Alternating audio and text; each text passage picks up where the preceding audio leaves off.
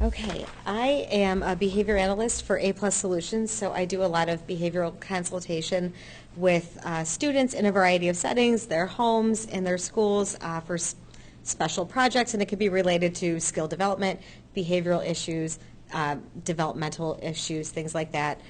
In addition to my work with A Plus, my full-time job is also working with adults on the autism spectrum, ranging from 18 all the way up to about 55 now. And potty training never stops. So it's something that I've got quite a bit of experience working with, a large range. So tonight what I wanted to do is talk about some of the tips that I find myself falling back on that are useful, that is supported through, evidence and research, but sometimes just kind of getting back to the basics and thinking about starting over when you've had some challenges has always been helpful, or gives me a fresh set of eyes for looking at things. So there's nothing here that's specifically systematic, or this is the way to do it and this is the routine. So what I'll do is go through some of these different tips kind of as they would naturally occur from the beginning and throughout. And if you guys have questions or comments, feel free to stick your hand up and we could talk about it. Sometimes I find that makes a good dialogue, or you think about something that maybe somebody else is thinking about, and it's a good conversation topic. So in this group, you guys have some kids that are older. What general ages? Over 4, 3, 4? 9? 10? Okay. 6, 4, Okay. 5. Okay. Okay, good. No, that's helpful. So probably a lot of these things, you've thought of when should you start thinking about it. Always first check in with your pediatrician or your primary care physician to see if there's anything that's contraindicated. If there's a medical rule out, make sure there's not something else going on, maybe like being impacted, or dietary problems, UTIs, things like that. So always before I take a look at any kind of trends in behavior, I always first check with the doctor to make sure that I'm not going to prescribe some kind of intervention plan that maybe is, going to cause a problem if we have a medical issue. So I start there. It's always helpful too if the child has like an interest or shows some kind of curiosity about the bathroom, if that's the sink and the stool that they like to wash their hands in, if they want to flush the toilet, those kinds of things, that's a good cue that maybe you're ready to do a little more in there, or even they're following you in there, and that shows some curiosity. If they're able to help assist with changing their clothing, clothes on, clothes off, things like that. If you have kids that recognize the need to change out of wet clothes or out of a diaper, or know where where they're kept and where the wipes are, and if they've got that level of understanding, that's a good time to think about starting to implement a plan. When the bathroom words and terminology is something that they understand, also a good sign that you could start. And then also when there's periods of time where they're, you see that they can hold it, or that there's longer periods of dryness. So those are just some of the, okay, I think we're getting ready. Those are the things that I look for before I write a plan. One of the things, when you're considering what the potty training routine is going to look like, I always like to take some, the behavior analyst in me, I like to take data. So I'll create like a chart and, watch it for maybe a few days or a week and see what times of the day are more frequent times for using the bathroom. What does consumption look like? What are eating habits like? What is, when do we cut off fluids at night? Things like that. And then when you're thinking about the plan, like I always think about their communication skills. Do they have verbal language? Do they use picture language? How do they get your attention for more preferred things? And I try to consider that as I'm thinking about what I'm going to embed into the plan and how I'm going to motivate them and communicate with them. Any types of sensory needs that you can think of. I think I have a slide in here where I've got like, my dream bathroom. But, like you want the bathroom to not be an aversive place. You want it to be calming. So if there's issues with lights or noise, or if they, any tactile things, right down to like the type of soap that they're using, those are all considerations to embed. I like to have an idea of what their personal care skills are. Are they able to participate in washing their hands or some of their ADLs? And then also I put a link on here, but there's also different checklists and milestones that you can reference. The Milestones website, you guys might have seen it. They had a nice it's in a later slide. They had kind of a nice layout of like what all the skills are for, using the bathroom, starting with like entering the bathroom and ending with leaving the bathroom. So it was a nice breakdown. I'm like, that would be great in a visual schedule, for somebody. So kind of getting that feel for where your child is in terms of what that, what that order is. I just threw up here what like a sample toileting pattern tracking sheet could be. So basically just, your date, your time, were they dry, were they wet, were they soiled, did they use the bathroom, what was the food and drink, consumed. This is also helpful too in like identifying anything that might be an something that's an intolerance or something that maybe goes right through them. So this is kind of the data that I'm looking at too to get an idea of what times of day they're using the restroom. So once you kind of have an understanding of like where your present levels are and you're thinking about how your child communicates, the next thing to do that I would think about is scheduling the bathroom. It's we're all creatures of habit. Like I follow a schedule that's pumps right into my phone, and it tells me everything from like what I need to wear for what meeting, where I need to be. So I fall back a lot on predictability and routines, and I think we all do too. Maybe even if we don't realize it. Same with the kids. So if you have predictable times of day, even if you're just going into the bathroom and maybe not necessarily using it, but going through some of the motions, like as soon as you wake up, or maybe both before you leave the house and when you get back from the house, or before dinner and after dinner, before sleep and after sleep, those kinds of things. If you just start embedding the routine, now you've at least brought the bathroom into part of the child's day. It's also good to use different bathrooms so you don't just get somebody used to one space or the other. Even it's gross. I have moms that are like, not the public bathroom. But it's not a bad idea to take them in there like, oh, before we leave, let's go stop and see if you have to use the bathroom, or let's wash our hands. Because you don't want the avoidance of certain places to become like an avoidance that the child then has. And it's like, no, I never use that. I'm not comfortable with that. So it's, just getting them used to the bathroom. I do, you guys probably do too, like a lot of first then stuff to establish motivation. It's like, I want to go outside and play, or I want to go have screen time. Like, okay, first use the bathroom, or let's go in there and wash your hands. Wherever they are on like the steps for using the bathroom, I would just build that into the routine so they understand it's like, it's something I have to do before I get to do the fun thing that I want.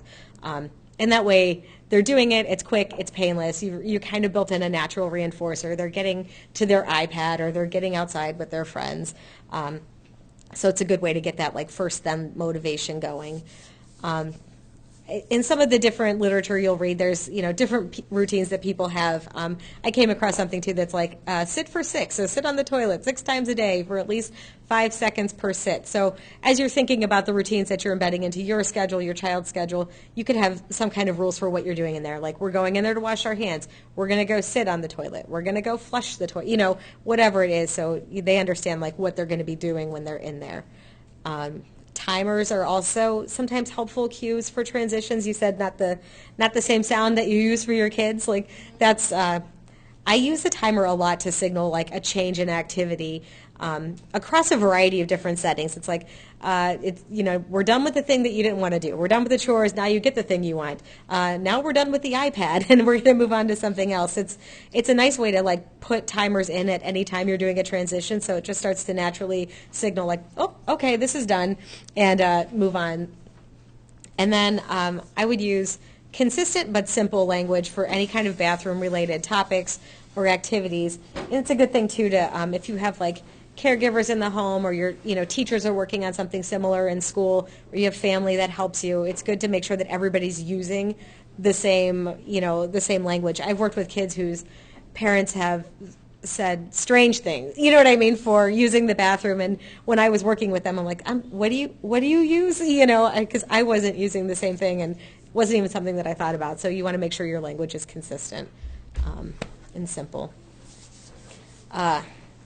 For yourselves, in terms of what your communication looks like when you're working with kids, it's easy to become, I think, frustrated or focused on having a success, and It's just always important to keep I'm sure you guys are aware, but like you want to be supportive. You want to keep a watch on your tone.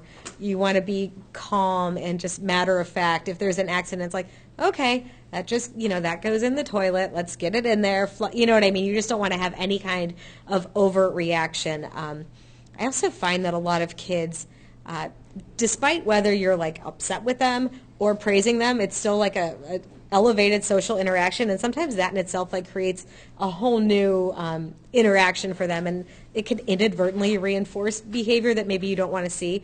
So I always try to just keep it calm in the bathroom until you have the success you want, then throw a party. That way you're putting reinforcement with like the behavior that you'd like to see. And I always try to say, spend a lot of time talking about what you do want the kids to do versus what you don't want to see. You don't want to talk about the accident or pay too much attention to it. It's really easy to just simply, even if there's like a BM in the diaper, like I've just taken it and like, okay, this goes in the toilet, and drop it in there. I'm like, you flush, great, all right, let's wash your hands and and move on. Just really flat like that. And then again, just make sure that everybody that's working with your child or helping you out does the same thing that you're doing. You just want to make sure you have the consistency, which is why it's helpful to keep it simple.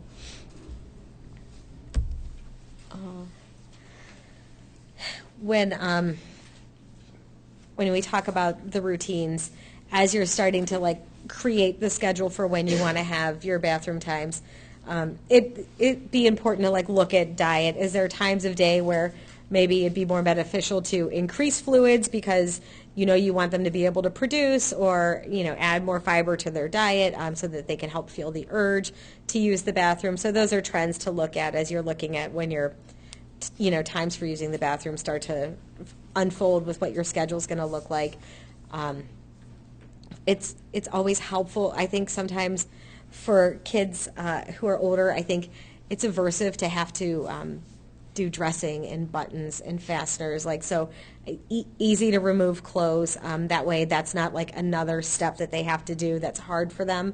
We really want like the hard thing that they're working on to be using the bathroom, not like worrying about their clothes. So if they could wear something simple, and then if it is something that is hard for your child, I would choose that moment, like if you're potty training, to even if you're working on them pulling up their pants, I would save that for in the morning when they're getting dressed, and when you're in the bathroom, like make it easy for them so all they have to be focused on is having success in the bathroom. I gave the example, like you could take waste from the diapers and put it into the toilet. I would look at the sensory needs in the bathroom. I would also pair the bathroom with things that they like. So if you have a kid who likes to read or likes to listen to music, same as you see in other bathrooms, like here's the little book rack or the magazine rack, or here's some things to do while you're in there, so you're not necessarily leaving the fun things in your room or in your house or in your backyard. It's still not a terrible thing to be in the bathroom for a couple minutes, giving that a try. I've done you can have screen time in the bathroom and you can have screen time before bed when you've completed all these things. So that way it's like, at least it's reinforcing the room, and then it's not so bad for them to go in there. Would keep spare clothes easily accessible. So if you've got the magazine rack, maybe you've got a couple pairs of shorts or something tucked in there. We talked about the multiple bathrooms, using multiple bathrooms in the house, which I know isn't ideal for cleaning up if you have accidents, but again, it helps them kind of generalize and become comfortable going into bathrooms in your home, in the community, just so that they feel like this isn't a hard thing that you're asking them to do. So at the beginning, we want it to be easy. And we talked a little bit about some of the first then stuff. So once you've got that interest in the bathroom, I have a nephew who is obsessed with washing his hands with the Bath and Body Works foam soap in the one bathroom, and it's this high, and he's got this tiny potty. I'm like, well, if you want to go in there, we're going to have to go on this, So there's different ways that you can kind of get that motivation going. If you want to use this or you want to flush the toilet, here's the thing I need you to do. And it doesn't necessarily have to be go to the bathroom in the toilet. Like if you're at the first couple of steps, it could be once you sit on the toilet, then we'll use the fun soap, and that, just to kind of start slowly introducing some of those demands to them. Let's see. For the guys who do better with visual supports, I even use this for kids who do talk, because it's just helpful. Like, I feel like a lot of schools now use schedules. Kids are used to checking off what they've done. It's a good tool. And if you're focusing on specific steps, you could be like, you do this one, I'll help you with this one. But it's good for them to kind of have what the expectation is for them. There's also, if you have kids that fall, there's also instructional clips of like using the bathroom that you could find on the internet. There's social stories about using the bathroom. Sometimes those are good things just to embed into like other parts of their day. Like, oh, let's read your social story really quick, which is maybe just a short couple page, like so-and-so is going to use the bathroom. And when he's, and you just kind of walk through some of the steps. And when he's done, he has this really fun thing to do. Just to kind of get them looking at it, not just how they're experiencing it, but also reading about somebody else using the bathroom and having success. This is a good time to use like instructional TV shows or video clips. Kids are so motivated by media.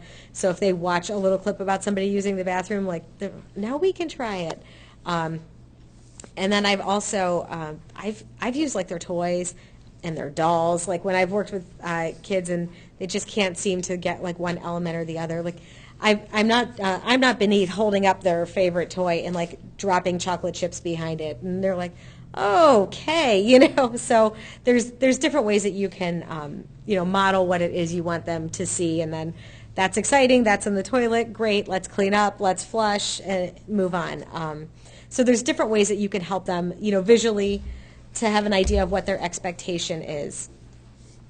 This slide kind of has all of the steps and the milestones that I was referencing a slide or two back that occur. And, for some individuals, it makes sense that they need it broken down, this descript with these small steps.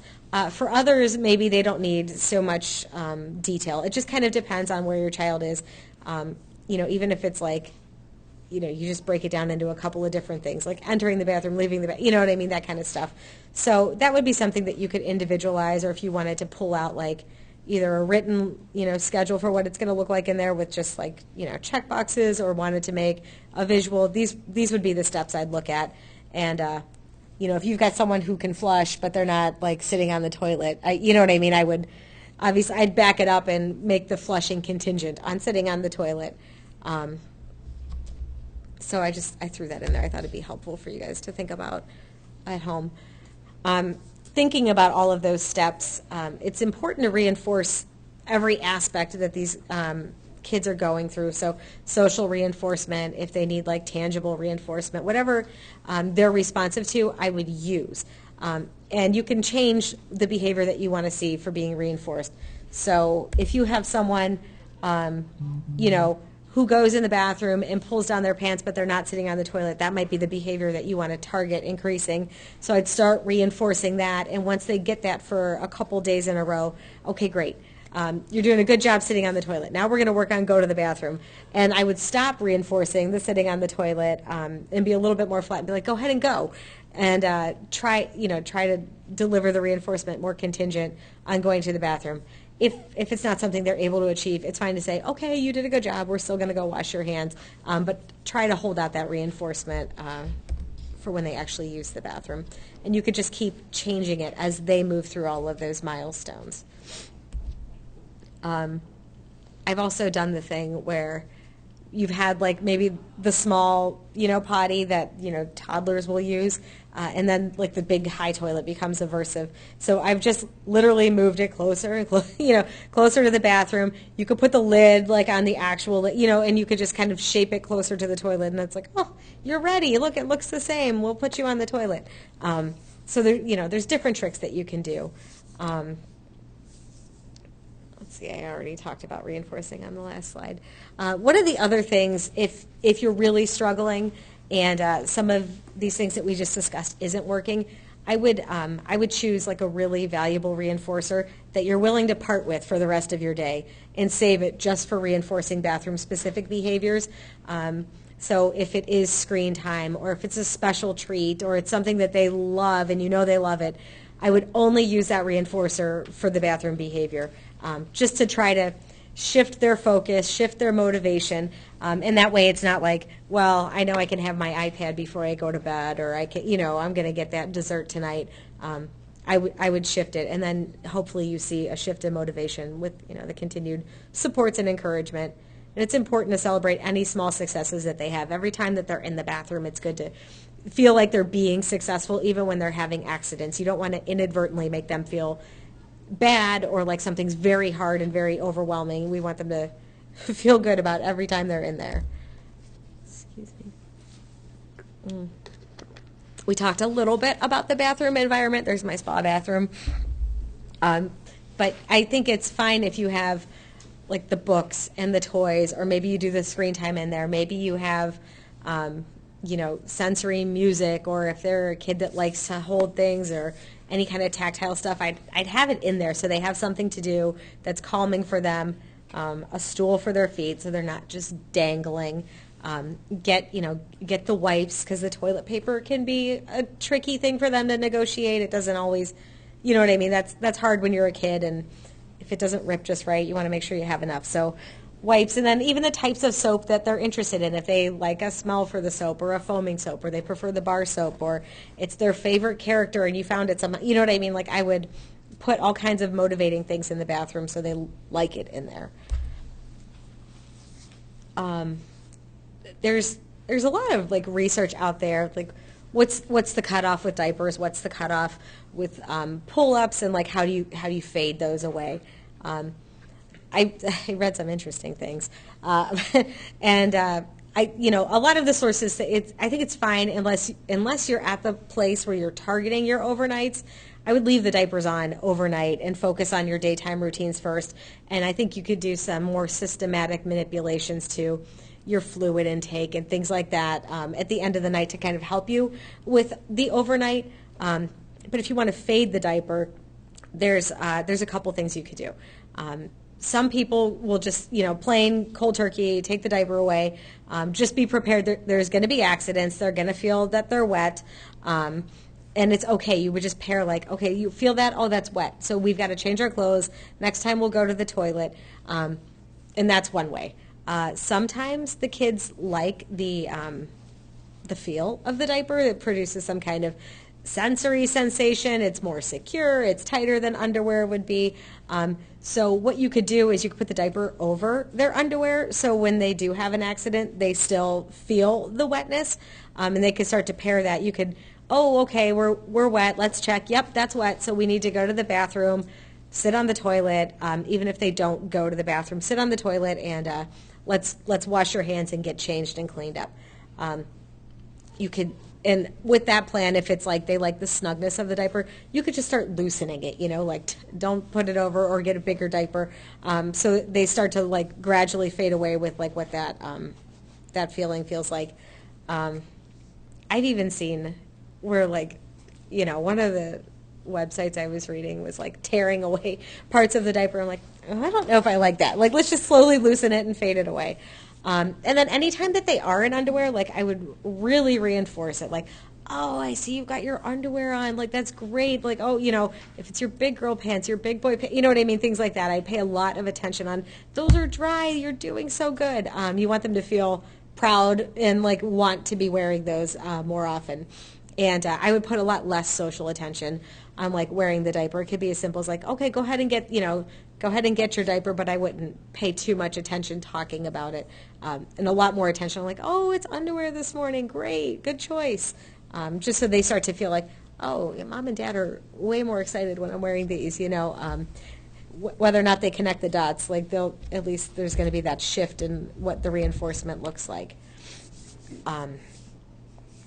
When you are thinking about like the toilet training overnight, like I said, like I would look at what you can control and help them to be successful. So if it is like depending on when bedtime is, like no fluids after 7. So you could just build that into your routine. At 6 o'clock, we know we're not going to have anything to drink at 7, so why don't you get a drink and get your snack, and however that looks, just build it into their routine.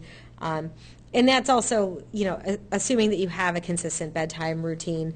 For somebody who's older, it might be like, okay, it's Friday night, we're going to a soccer game or we're going to a basketball game. We know it's going to be a late bedtime, so tonight you can have something to drink until 8. Just as long as you're communicating that with them. And all of this stuff would be interchangeable between like verbals and visuals depending on what works best for your child, And I would, kind of like the before and after bed. So before they're going to, bed, it's probably already a part of their routine, but go ahead and I'd have them sit and try to go to the bathroom. And then also, again, as soon as they wake up in the morning, every time the child wakes up at night, if you could, if they're waking you up and you're going to be up anyways, I'd be like, oh, you're up. Let's go to the bathroom. Every time you get up, we go to the bathroom. And start getting them used to at least trying.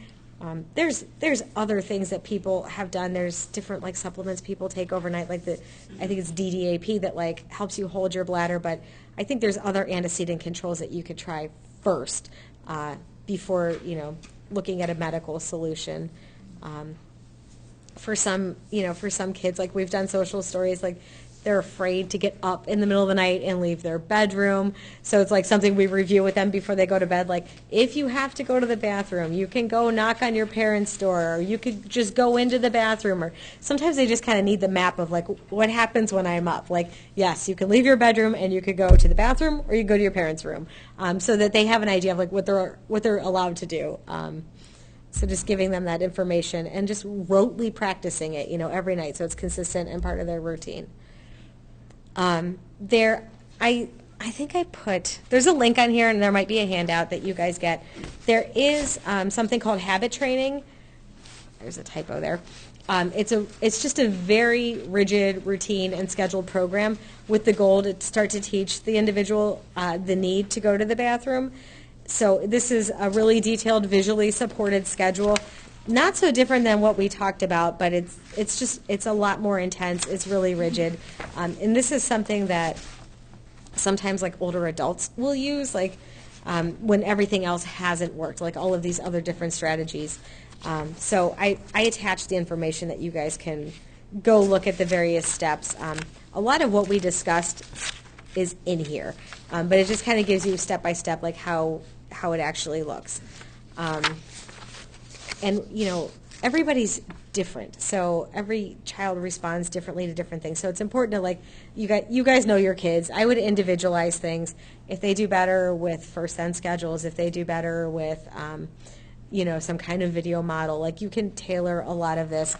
For the thing that I always just try to, like, really when I'm working with like families or staff is like control what you can. You can control times of day, you can control routines, you can control food and water. Like if you can control some of those things on the front end and get ahead of it, then the kids are going to have more likelihood of being able to be successful. Paired with that routine. We talked about the accidents. Like I wouldn't overreact. I wouldn't get upset. They're probably upset. Going to make sure they don't feel embarrassed. You want, and again, just really, I would do it really flatly, just like, oh, yep, that's wet. Okay, you check it, I'll check it. Yep, seems like we need to go to the bathroom, and just go through the motions in there. Even if they don't go to the bathroom, at least they start to pair, like, when this happens. And then if they could start to catch, like, the feeling before it happens, then we could get them to go in there. And just even though they had an accident, it's really important that you still reinforce them for going through the motions, so they don't feel like they're, it's not a punishment. You're not upset with them. They're still like, great job. I'm glad you sat on the toilet. Thank you for helping me clean. You go grab those pants. I'll go grab the shirt. So that they feel good about it. They're participating in the cleanup and they're managing themselves a little bit more independently. Mm-hmm. And that's it. That was quick. Nobody asked any questions as we were rolling. Do you guys have situations maybe that you'd like to run by me, or things that you tried? You're like, it doesn't work. Aw.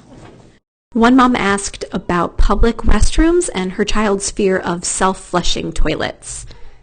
Oh, Dryers. that's hard for everybody, yeah. Right, it's just- Because it's different and it's not like what your home looks like, I would say every time you're out, I would still go to a public restroom, but if you can, like without him, I would video the toilet self-flushing on your phone and show him, like, this toilet's different than home, this is what it's going to do, or you know what I mean? So he has something to look at, like, we're going to do it just like home, to kind of, so at least he sees it, and like, if like you're standing there and you're like, it flushes by itself, it flushes when I push the button, we'll try it next time we're out at this McDonald's, or, wherever, or at the mall.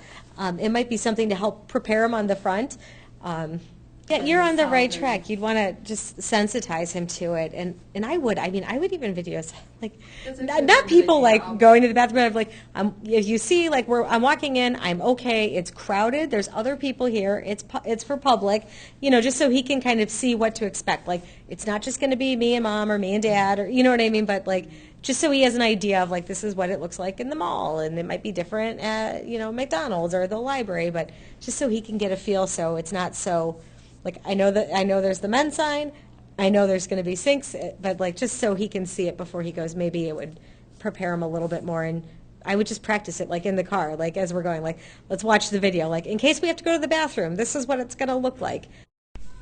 Another mom comments that her child has the exact opposite problem. So when they're out in public, her daughter loves to use the toilet. But when they're at home, she suddenly is unable to hold it, or she's unable or unwilling to use the potty. Yeah, and sometimes it's like I'm totally interested in what I'm doing, and I don't think about getting up. And then sometimes too, there's more help from your family, you know what I mean, to get you kind of cleaned up and put back together than there would be in public or at school or out to dinner. So sometimes there's that like inherent like, I know my family's going to take care of me, So in those instances, I would schedule it. Like, I would pair it maybe with a timer, you know what I mean? But like, even if you don't have to go, let's just run in there and see, just to break it up a little bit. And if you have an idea, like, even if you tracked it for like a day of like, yeah, because then you would know like when her times of day, if it follows a meal or if she's drinking a lot, like, yeah, if you just gave her a snack and she's going to play, I'd try it in like a half hour. You know what I mean? Like, but I would start, and I would reinforce her for be like, but yeah, just to get her used to going, and then you could fade the timer, in time. But just to get her to think like, oh, I bet, Another parent asks how to support potty training when their child is nonverbal and isn't able to express when they have to go. One of the things that you could do too, like I would schedule it, like I'd have very specific times of the day that like he knows like on the schedule that you're going to go to the bathroom. They make these, they're pretty inexpensive. I wonder if I order from Special Learning. It's like a little, I put them outside all of the bathroom doors at one of the places that I work. You could put like a picture icon on it and you could record, like I have to use the bathroom, and I feel like they're pretty inexpensive, and we just like have it Velcroed like up next to the bathroom door. So every time like when you're taking him to the bathroom, it's that time of the schedule or that time of the routine. Every time you walk in there, I would just be like, oh, we're going to the bathroom, and like have him also push it so there's a voice output, so that he starts to pair, like every time I go into the bathroom, I'm indicating I'm going to the bathroom, so then hopefully in time he could start to generalize, like he might just get up and hit the button and then you would know, you know what I mean? It might be a start to pair it. But I would pair it with some kind of communicational exchange. Does he ask for like preferred items from you guys, or how does he typically communicate? Does he guide you to something? Yeah, or if he has like iPad software like Proloquo or something, I would just always have him doing something that indicates he's going there as he's going in.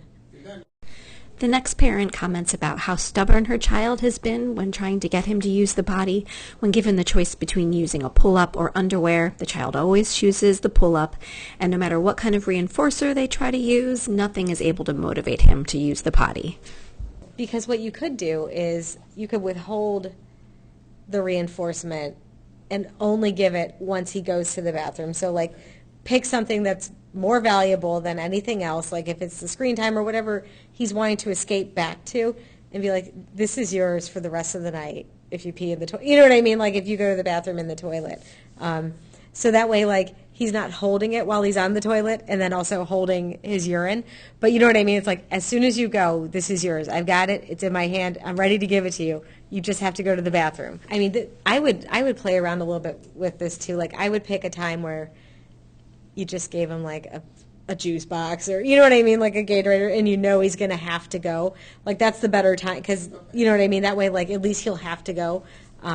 And then maybe you're like, okay, here's the reinforcer. As soon as you go, even a drop, it's yours. I would use that. I would make sure that you know he has to go to the bathroom when you're going to do that intervention. If he's still, another thing you could do is if he still wants to wear the pull-up, I would make him put the underwear on and the pull-up. You know what I mean? And that way he still has to go through the motions of like, I felt wet, and oh, it is wet, so now we have to take a break and we have to go change, and we, you know what I mean? We're going to have to go in the bathroom anyway, so it'd be quicker if I just used the bathroom. Okay, but yeah, I would control what you can, like, on the front end, and make sure you know he has to pee when you're taking him in there, you know, that way your odds of getting him to be more successful.